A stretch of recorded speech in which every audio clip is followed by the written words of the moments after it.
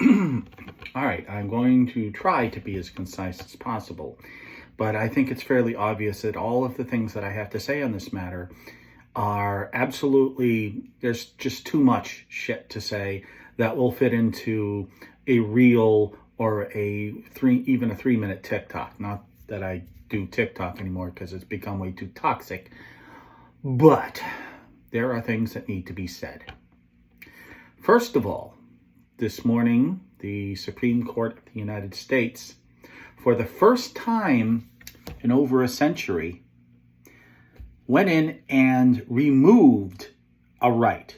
They didn't create a new one like they did with the guns in the recent case decision they made in a case involving guns in the state of New York. But this time they took a right away, a right that had been part of America and under federal protection for 50 fucking years. That's half a century. Okay? Let's go back and just go back to the time when Roe was decided, and look at a couple other things that were realities in America at that time. Because right about that time, women in the United States were not allowed to get a credit card in their own name without their husband's permission.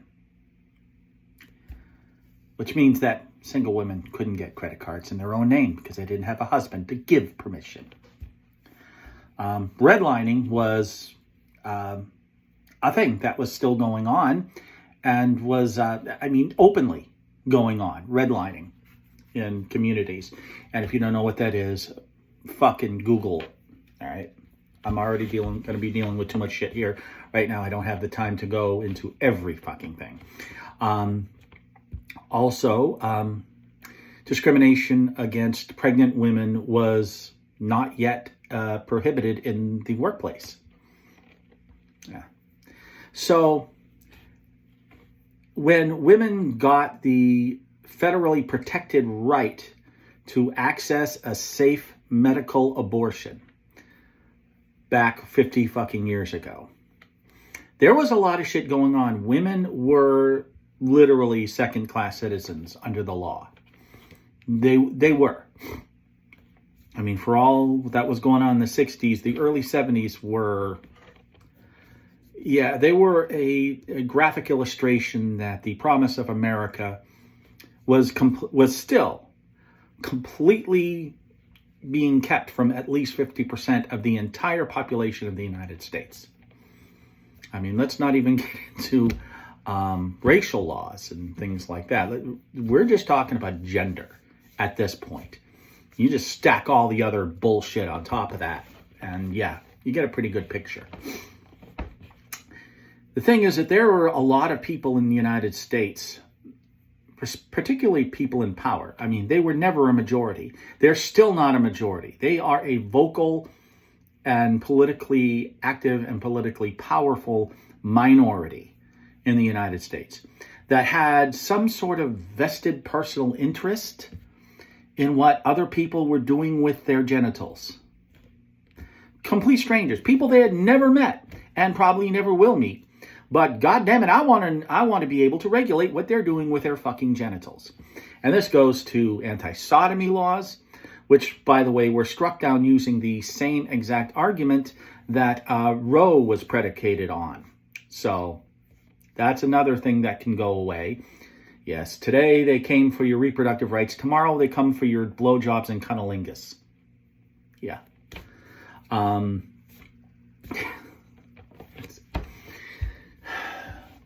Other things like interracial marriage, that can now be that is now up for debate on the Supreme Court and federal level because of the principle that this particular case struck down, which is fucking amazing because Clarence Thomas, he's in an interracial marriage.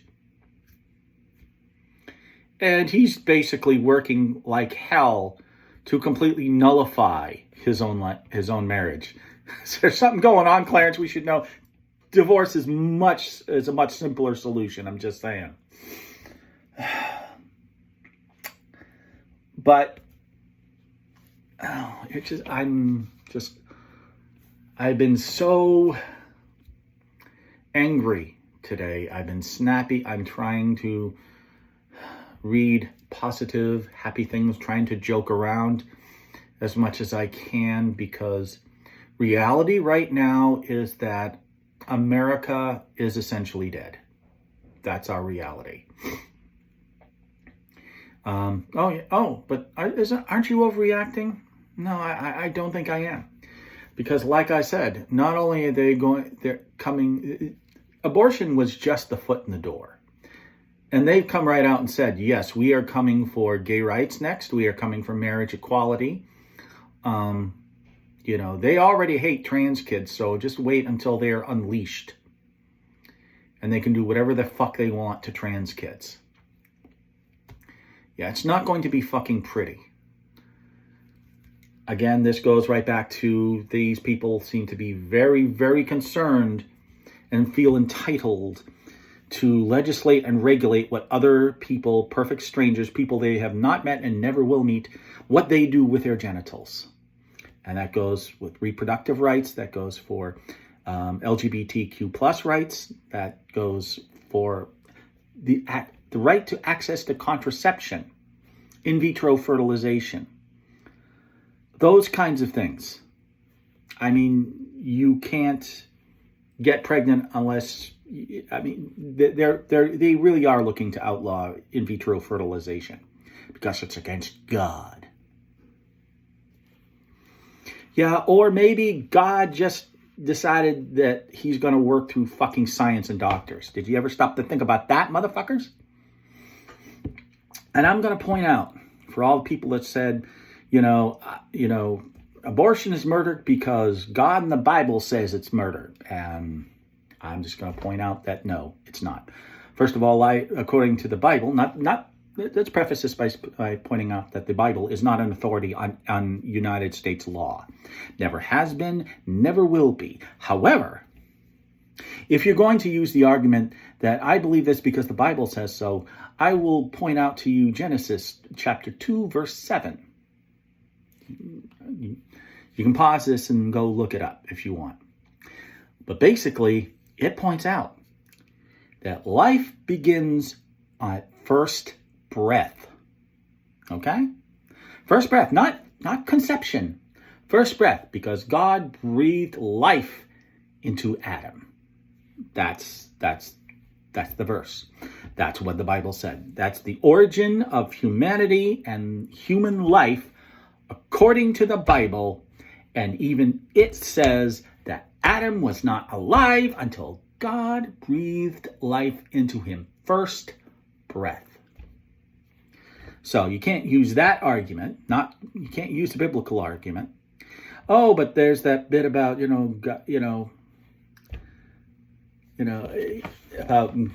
like to use the one that said, "For I knew you in your womb." That just means he planned you. And if you believe that things go as God plans things, then you have to accept that maybe some abortions are God's plan. And there's a lot of biblical support for that, because you can go, God commanded many, many, many times that entire villages be wiped out and all killed, including pregnant women and young children. Yea, blessed be those who dash the little children against the rocks. Google that one too. That's a real biblical passage. So I don't think I really have to go too deep into the biblical aspects of this, because I think we've already established that the Bible is not something that we base American law on, or that we should base any kind of law on, because it's violent and fucking weird, and it's some Bronze Age fairy tales with a hell of a lot of violence and genocide, all cheered on. And either sanctioned or ordered or even carried out by God. So spare me that bullshit. Oh, but maybe, you argue, well, there are lots of families waiting to adopt, or adoption is an option. Well, adoption is an option, not necessarily a good one, and not one that will solve any fucking problem, because I will point out that each and every single year in the United States, about 17,000 every single year, 17,000 children reach the age of 18 and age out of the foster care system. 17,000 each and every year, which means they reach the legal age of adulthood without having ever been adopted. They age out of the system. They've never been adopted, and they are just tossed out on the street with absolutely no family support because they've never been adopted.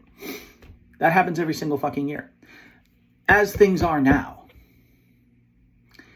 just fucking imagine what's going to happen when we chuck a whole bunch more babies into that model. It's at 17,000 now each and every single year.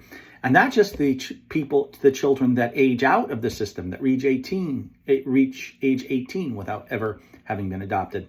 That doesn't count the children who run away, who are abused, who die in the foster care system because it's overwhelmed, and they simply do not have any way to adequately vet and monitor every single foster family. It's just not possible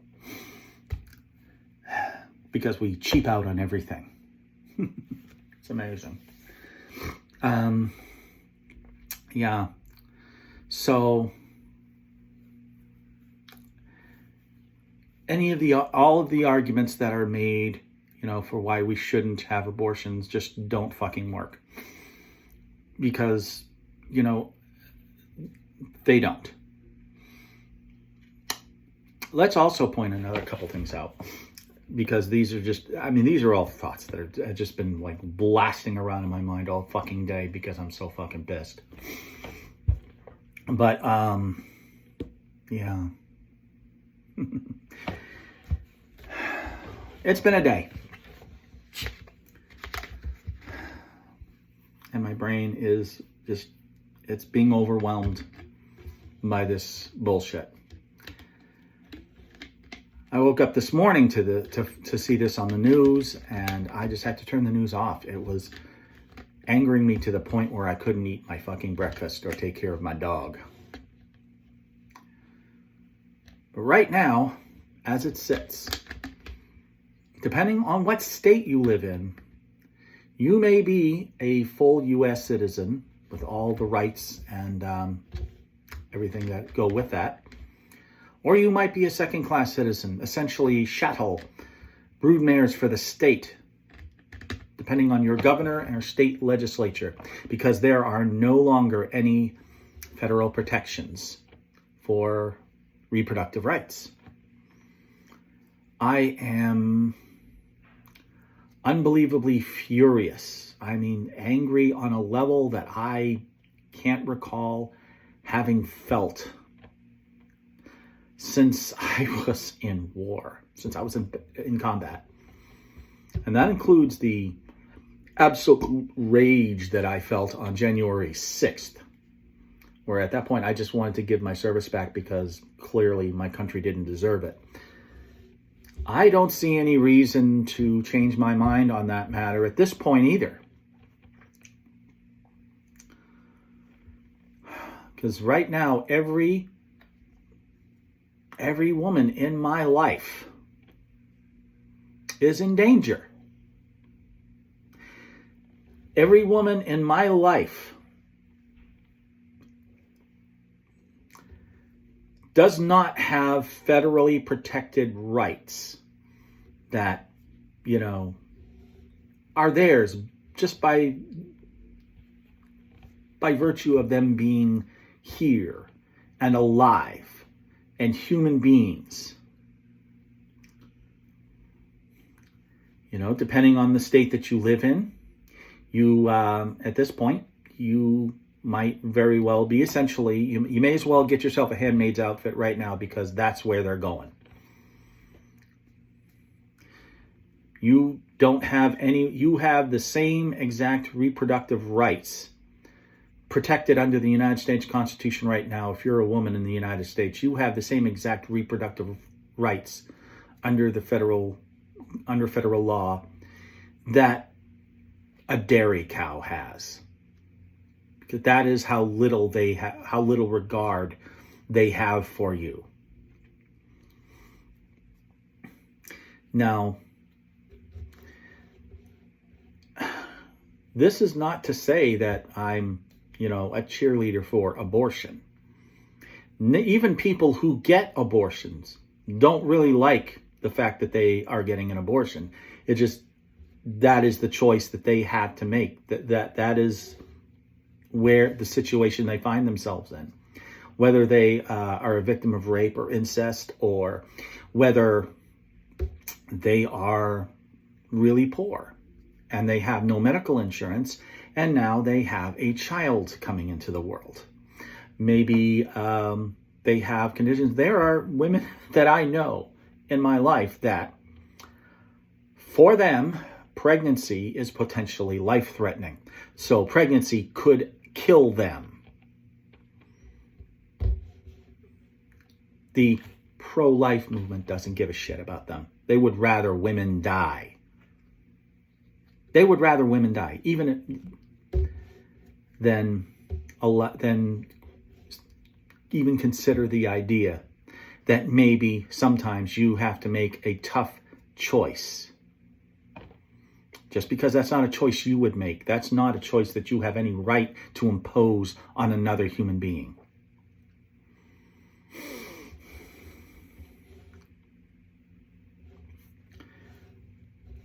You just don't have that right.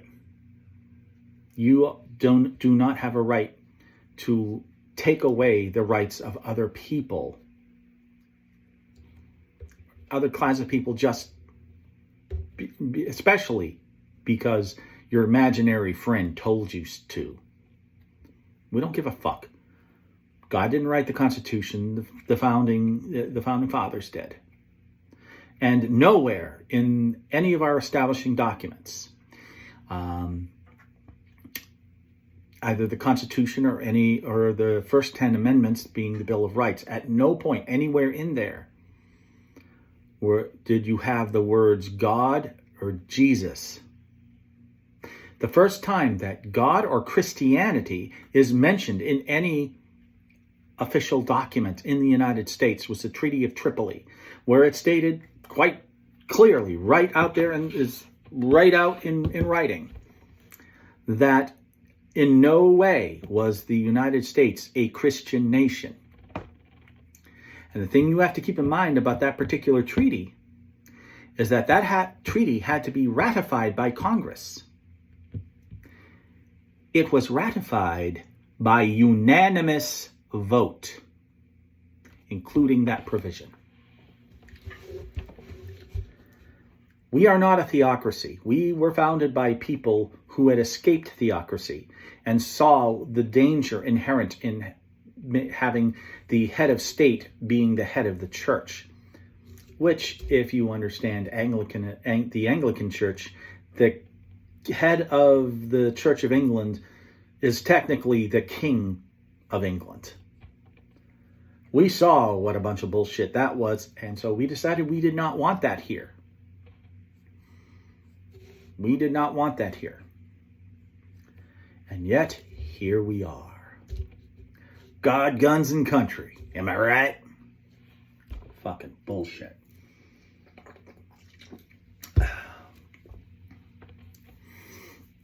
And here's the thing that galls me about this the most, is that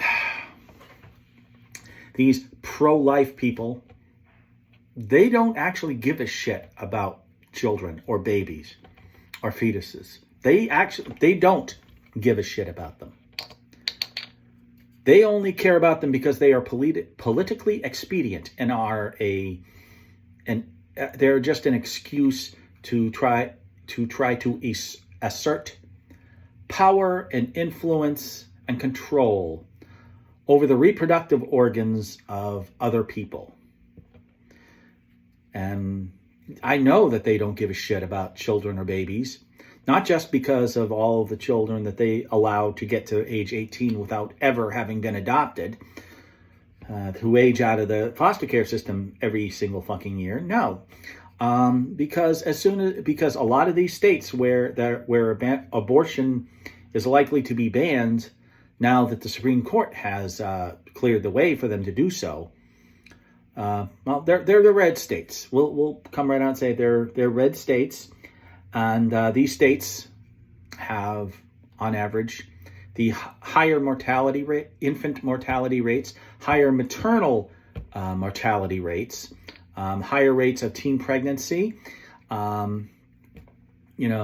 rates of access to medical care or medical insurance for children, higher rates of child poverty, higher rates of child hunger, higher rates of child homelessness. They insist that the child be born, but they'll be damned if they're going to help feed it, clothe it, and make sure that it has a roof over its head. They don't give a fuck about any of that. They don't care about the life of this child. They don't care. They never have. The child is just a convenient excuse to try to exert their power over individuals who happen to have vaginas. I could sit here all day and rant and rave, but it's already gone on 20 minutes, and God bless you, or dog bless you, whatever, if you've managed to get all the way to the end of this.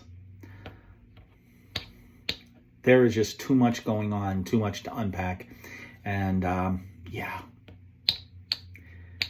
this is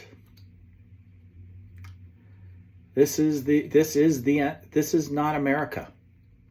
This whole shit is bullshit. It's un-American, and at this point, I don't feel comfortable flying an American flag.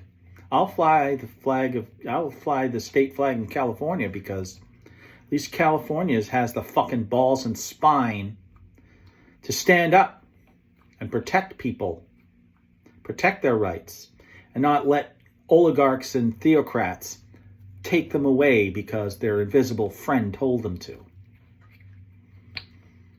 I don't feel proud of my country, and I don't respect my flag right now. I can't. I cannot.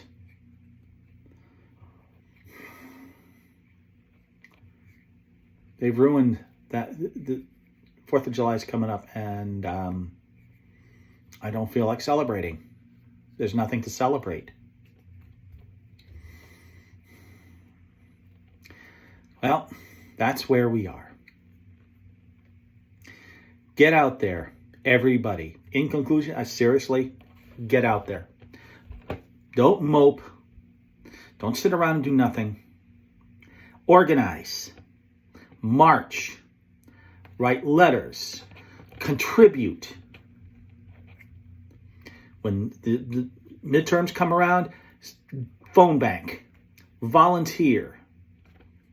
Hell, you can be a poll worker. They'll pay you. It's not a lot, but they'll pay you a little bit to be a poll worker.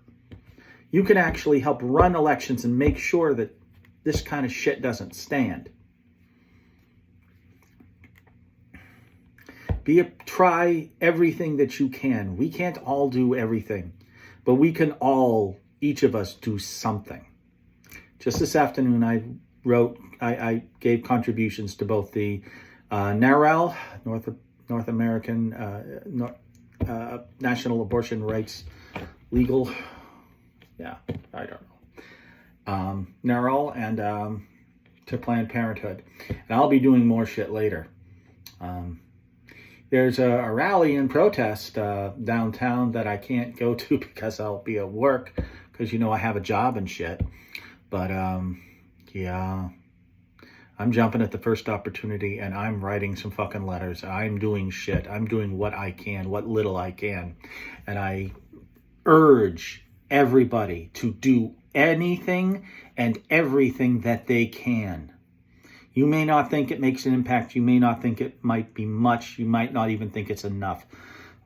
But you have to do something. You cannot sit down and let this happen.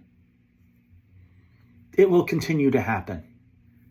They've already said that they're coming after gay rights and gay marriage and all that other shit next. This is what they want. This is only the beginning. These are only the opening shots. This is Lexington and Concord. This isn't Saratoga. These are the opening shots. There's a lot more coming down the road. Please be ready. Thank you.